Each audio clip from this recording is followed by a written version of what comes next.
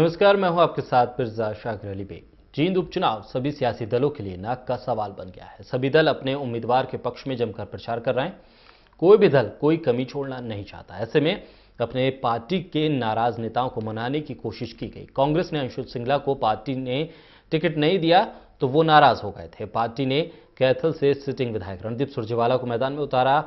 पूर्व सीएम हुड्डा को अंशुल सिंगला को मनाने में रात दिन एक करना पड़ा। तो वहीं बीजेपी ने इनेलो के दिवंगत विधायक के बेटे कृष्ण मिड्ढा को जब उम्मीदवार बनाया तो सुरेंद्र बरवाला और टेकराम कंडेला नाराज हो गए थे।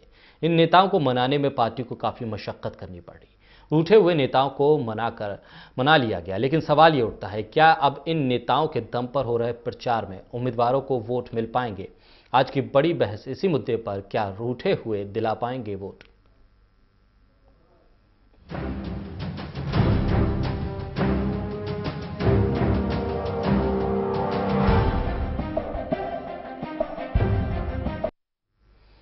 तो आज के इस खास चर्चा में हमारे साथ खास मेहमान बने हुए हैं सत्यव्रत शास्त्री जी, भारतीय जनता पार्टी की तरफ से इस चर्चा में हमारे साथ बने हुए हैं। तो वहीं केवल ढींगरा कांग्रेस की तरफ से इस चर्चा में हिस्सा ले रहे हैं। तो हमारे साथ दलवीर धनखड़ जी जननायक जनता पार्टी की तरफ से इस चर्चा में हमारे साथ जुड़े हुए हैं।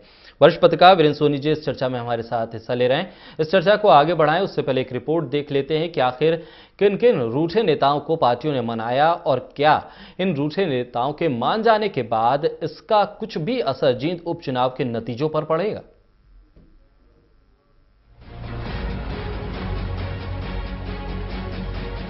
जींद का रण पार्टियों के लिए इज्जत का प्रश्न है। सभी पार्टियां जींद चुनाव में अपने कद्दावर नेताओं को उम्मीदवार बनाया है ताकि उनके नाम पर पार्टी की नैया पार लग सके। लेकिन इस इज्जत की लड़ाई में नाराज नेता सबसे बड़ा रोड़ा बने हुए थे। कांग्रेस से अंशुल सिंगला उपचुनाव में अपनी दावेदारी ठोक रहे थे। उन्होंने इसके लिए अपना नामांकन भी दाखिल कर दिया था, लेकिन पार्टी कोई रिस्क नहीं लेते हुए यहां से कैथल के वर्तमान विधायक और प्रदेश कद्दावर नेताओं में से एक रणदीप सुरजेवाला पर दांव लगाया, जिससे अंशुल सिंगला की उम्मीदों पर पानी फिर गया। नाराज सिंगला को मनाने के लिए पूर्व सीएम हुड्डा से लेकर पार्टी के कई नेता दिन रात तक एक कर दिया। अंशुल सिंगला मान गए और अपना नामांकन वापस ले लिया। यानी कि कांग्रेस ने अपने रूठे नेताओं को पहले ही मना लिया। अब बारी बीजेपी की थी। सत्ता में होने की वजह से बीजेपी में नाराज नेताओं की फहरिस्त लंबी थी, लेकिन बीजेपी ने अपने पुराने नेताओं की जगह इनेलो के दिवंगत विधायक के बेटे डॉक्टर कृष्ण मिड्ढा पर दांव खेलना ज्यादा सही माना। लेकिन बीजेपी की इस दांव ने पार्टी के पुराने नेताओं को नाराज कर दिया। नाराज नेताओं में प्रमुख नाम बीजेपी के टिकट पर चुनाव लड़ चुके सुरेंद्र बरवाला का और चुनाव से चंद महीने पहले पार्टी का दामन थामने वाले कंडेला खाप के प्रधान टेकराम कंडेला का था। लेकिन पार्टी ने दोनों नेताओं का मान मनवल कर आखिरकार मना लिया। सुरेंद्र बरवाला पार्टी के पूर्व उम्मीदवार रहे हैं, उनका इलाके में जनाधार रहा है, जबकि टेकराम कंडेला जिस खाप के प्रधान है उस खाप का जींद विधानसभा में 40 गाँव में एक पकड़ है। इसलिए उन दोनों नेताओं की नाराजगी पार्टी पर भारी पड़ सकती है। इसलिए पार्टी ने नेताओं को मनाकर प्रेस कॉन्फ्रेंस कर सामने लाए दोनों नेताओं को पार्टी उम्मीदवार कृष्ण कुमार मिड्ढा के समर्थन करने और उनके लिए प्रचार करने का दावा किया। लेकिन सवाल उठता है, क्या नाराज नेताओं के पार्टी उम्मीदवार के पक्ष में प्रचार करने से उनके समर्थकों का वोट पार्टियों को मिल पाएगा? सभी पार्टियां इसका समर्थन तो कर रही हैं। नाराज नेता भी समर्थकों से विचार विमर्श के बाद पार्टी उम्मीदवार के पक्ष में प्रचार करने की बात कह रहे हैं। मामला जो भी हो, नाराज नेताओं के समर्थकों को अपने नेता की बात पर क्या प्रभाव पड़ेगा, इसका पता तो 30 जनवरी को मतगणना के बाद ही चल पाएगा। Haryana desk, total news. चलिए शुरुआत चर्चा ही करें। सत्यव्रत जी, आपके पास आता हूं। आपने जब उम्मीदवारी तय की और जब टिकट दिया उसके बाद तमाम नेता नाराज हुए और मनाने का दौर भी चला। खुद मुख्यमंत्री को टेकराम कंडेला के यहाँ जाना पड़ा, चाय पीनी पड़ी और आखिर एक दिन का ही सही कार्यक्रम बनाना पड़ा उन्हें मनाने के लिए। क्या इसका फायदा मिलेगा? क्या उनके अब मान जाने के बाद आपको लग रहा है कि जो लोग नाराज थे उन्हें आपने मना लिया है, उसके बाद अब उसका फायदा आप लोगों को दिख रहा है चुनावों में? देखिए, दो बातें हैं जी। एक बात नाराजगी की और फिर मनाने की जी। पार्टी क्योंकि सत्ता में है और सब कार्यकर्ताओं का स्तर बहुत चुनाव के नजदीक था। ऐसे में जिन कार्यकर्ताओं को, नेताओं को उम्मीदवारी नहीं मिली, उनका नाराज होना स्वाभाविक रहता है, हर पार्टी में रहता है।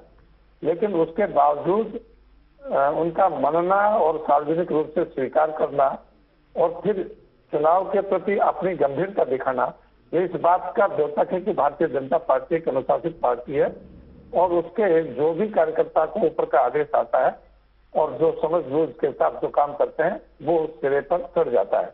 और निश्चित रूप से हमें इन सब नेताओं के, सम्मानित नेताओं का जो एक बड़ा वोट बैंक है, उसका चुनाव में लाभ मिलने वाला है। ठीक है, आप लोगों को चुनाव में इसका लाभ दिख रहा है। केवल ढींगरा जी, मैं आपका रुख करूंगा।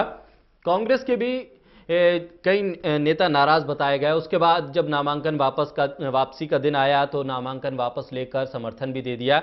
ऐसे में अब क्या माहौल देख रहे हैं? आज की तारीख में जो नाराज नेता थे वो सब मना लिए गए या अब भी कुछ लोग नाराज हैं?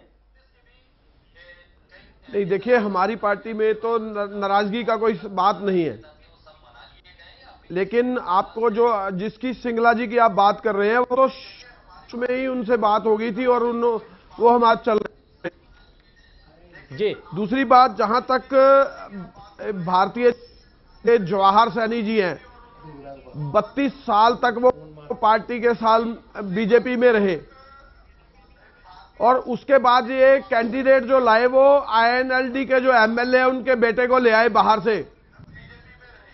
तो ये असल में इशू है कि इन लोगों के बाहर से लाए हुए कैंडिडेट किस तरह से सत्ता में जाएंगे। इनकी अभी जो है खाली पोटली जो है वो लोगों को दिख रही है। 4.5 साल में कोई काम नहीं किया हरियाणा के अंदर। लेकिन केवल ढींगरा जी, ऐसे में ये तमाम चीजों के बीच जयप्रकाश जी जो इस वक्त निर्दलीय विधायक भी हैं, उन्होंने भी समर्थन दे दिया आपको, तो उससे शायद आपको लोगों को लग रहा है कि थोड़ा सा जो जीत की तरफ जो आप लोग बढ़ रहे थे, आप लोगों को लग रहा था कि आप जीत जाएंगे, आप लोगों को कुछ हौसला मिला है। जयप्रकाश जी भी आपके समर्थन में आ गए, अंशुल सिंगला ने भी अपना नामांकन वापस ले लिया, तो आपको ये लग रहा है कि अब जो आपका घर था, जो आपके अपने कार्यकर्ता थे, ये जो आपके जो करीबी नेता थे, वो सब एकजुट हो गए। ये शायद आपको इस जींद उपचुनाव से कुछ पॉजिटिव मिला होगा। देखिए, जो विकास सहरावत थे उनका नाम भी गया था जी, लेकिन एक आदमी को टिकट मिलनी है और उसमें जो जितने लोग हमारे साथ लगे हुए थे वो सारे हमारे साथ चल रहे हैं। और जहां तक जींद की बात है तो एक स्वच्छ और बढ़िया कैंडिडेट जो है हरियाणा की जींद की धरती पे मिले हैं और उसका विकास होगा हरियाणा की जींद की धरती का। ठीक है, दलवीर जी, आपका रुख करूंगा। जननायक जनता पार्टी को अब आम आदमी पार्टी ने भी समर्थन दे दिया है, दुष्यंत चौटाला ने धन्यवाद भी कह दिया। फायदा मिलेगा? जनाधार आपको लग रहा है जींद में आम आदमी पार्टी का इतना जनाधार है जो आपको फायदा पहुंचा सके, या आगे की रणनीति है कि एक बड़े चुनावों में दोनों पार्टियां एक साथ आएंगी?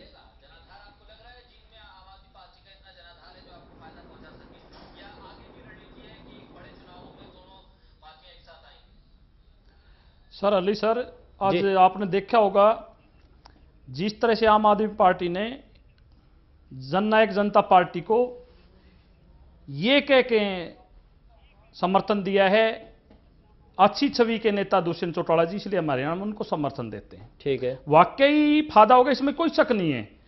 अगर एक दूसरे मिलके 1 और 1 11 हो जाएं तो बड़ी सौभाग्य की बात है। जहां तक बातें हम करें, कोई भी पार्टी, चाहे कांग्रेस है, आज राष्ट्रीय स्तर पर देख लो, पिछले बहुत सालों से माननीय अटल बिहारी वाजपेयी ने जब सरकार सेंटर में बनाई थी, याद होगा, सब दलों ने मिलकर सरकार बनाई थी, जब उनका दल का नाम था एनडीए की सरकार। और अभी भी वो एनडीए की सरकार है। कांग्रेस ने यूपीए की सरकार का नाम दिया। तो गठबंधन होना, सपोर्ट करना, एक दूसरे को समर्थन देना, चाहे वो भाईचारे में हो या पॉलिटिकल पार्टी में, फायदा मिलता है, इसमें कोई शक नहीं। और निश्चिंत हमें इसका फायदा मिलेगा और बिना शर्त समर्थन है। और जिस तरह से आपको पता होगा, पीछे लोकसभा में आम आदमी पार्टी ने चुनाव लड़ा था, ठीक है, तो शायद कार्यकर्ता तो उनके हैं, इसमें कोई शक नहीं, तो हमें इसका सीधा सीधा फायदा मिलेगा। ठीक है, वीरेंद्र सोनी जी, आपका रुख करूंगा। जननायक जनता पार्टी आम आदमी पार्टी का समर्थन लेने के बाद थोड़ा आश्वस्त नजर आ रही है और लग ये रहा है कि ये आगे की रणनीति है विधानसभा और लोकसभा चुनाव तक ये शायद गठबंधन बनाने और पूरी रूपरेखा के साथ सामने आने की। साथ ही बीजेपी और कांग्रेस के जो नाराज लोग थे या जो रूठे हुए थे, उन सभी को दोनों ही पार्टियों ने लगभग मना भी लिया है और वो लोग समर्थन में भी आ गए। क्या असर देख रहे हैं इस वक्त फिलहाल जींद में? देखिए, कार्यकर्ताओं को तो मना लिया गया है, लेकिन ये अस्थायी है। जो कार्यकर्ताओं की पीड़ा और टीस है वो अब भी प्रकट हो रही है, कहीं ना कहीं प्रकट हो रही है। जब भी वो सभा में बोलते हैं, जब मुख्यमंत्री बनाने गए हैं उनको, तो चाहे टेकराम खंडेला हो, चाहे सुरेंद्र बरवाला हो, तो उनका मान सम्मान बहाल करने की बात कही है। इसका मतलब साफ है कि वो वर्तमान स्थिति से संतुष्ट नहीं है, टिकट ना मिलने से खिन्नता है। उस खिन्नता का अभी भी जो मेरी आंतरिक जानकारी है उसके अनुसार उनके अंदर नाराजगी पूर्वक बनी हुई है, सिर्फ दिखावे के लिए काम कर रहे हैं। अगर उनसे कोई व्यक्तिगत चर्चा की जाती है तो उनकी टीस, उनकी नाराजगी कहीं ना कहीं प्रकट होती है।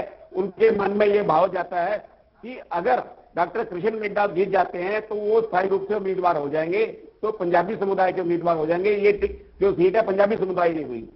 मांगेराम गुप्ता जी को मनाने के लिए सभी दल प्रयास कर रहे हैं, अभी तक कोई सफल नहीं हो पाया। वो कह रहे हैं ना मैं किसी के समर्थन में जाऊंगा, ना किसी के विरोध में जाऊंगा।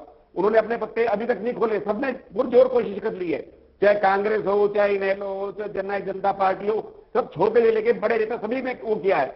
जहां तक आपने कहा है आम आदमी पार्टी का और जननायक जनता पार्टी का दोनों के बीच हुआ है, लेकिन सबसे बड़ी बात है सत्तारूढ़ दल के लिए सुखद स्थिति है कि उनके लिए उनके खिलाफ कोई साझा उम्मीदवार नहीं खड़ा हो पाया। किराना में राष्ट्रीय लोक दल की टिकट पर सपा का उम्मीदवार लड़ा था और उनको सफलता मिली थी बीजेपी के खिलाफ, लेकिन यहां तो बीजेपी के खिलाफ कोई खड़ा ही नहीं हो पाया। संयुक्त रूप से सब बटे हुए हैं और सबके अंदर विरोध भाव आप देख ही रहे। ये स्थिति जो है बीजेपी के लिए सुखद है, परिणाम चाहे कुछ भी हो, लेकिन कार्यकर्ताओं में अगर बीजेपी कल को ये सीट हार जाती है किसी कारण से, तो ये भीतरघात सबसे बड़ा कारण होगा। ठीक है सत्यव्रत जी, भीतरघात एक बड़ा कारण हो सकता है अगर आपको इस सीट पर नुकसान होता है, क्योंकि ऊपरी तौर पर तमाम नेता माने हुए दिख रहे हैं, फोटो खिंचवा रहे हैं, साथ में चाय आपके साथ पी रहे हैं, लेकिन एक टीस है और इससे भी इनकार नहीं किया जा सकता। हरियाणा की राजनीति में जाति एक बड़ा किरदार अदा करती है और जो जातिगत जो पूरा अंडरकरंट है, जो एक संदेश गया है, और उस संदेश को जिस तरह से वीरेंद्र सोनी जी ने बताया है, आपको लगता है कि इस पर अभी आप लोगों को काम करने की जरूरत है, क्योंकि ये हो सकता है आपके पार्टी के नतीजों, इस जींद उपचुनाव के नतीजों को प्रभावित करें?